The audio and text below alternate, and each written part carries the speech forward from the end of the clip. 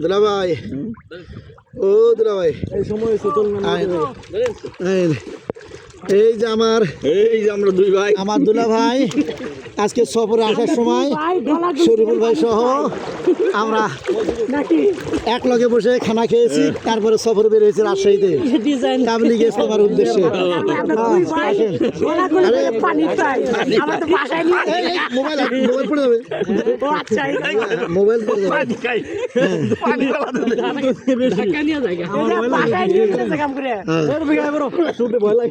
এদিক গেলে আটকিতে পারবো না, বলে যাইবো আবার দিন গেলে আর সাহস কত আমি এমবি যাই আর এমবি গেলে যাবেন এমবি পুরো। ও সেই স্রোত মানে টাঙ্গাইল গাজীপুরের ভাষায় বলে ধার, আর আমাদের দিনাজপুরের ভাষায় বলে স্রোত। স্রোত স্রোত আর গাজীপুর টাঙ্গাইলের ভাষা হলো ধার। ধার কার কত ধার আছে, সাঁতার কাটার ধার এখানে আসে দেখতে পারবেন পদ্মাতে। কিশোরগঞ্জের ভাষায় কয় কি জানেন? কি কয়? কয় ঢেউ ঢেউ ঢেউ মানে খাওয়ার ঢেউ খাওয়া ঢেউ। আমাদের ভাষায় ঢেউ ঢেউ ঢেউ নিয়ে যাবো গা।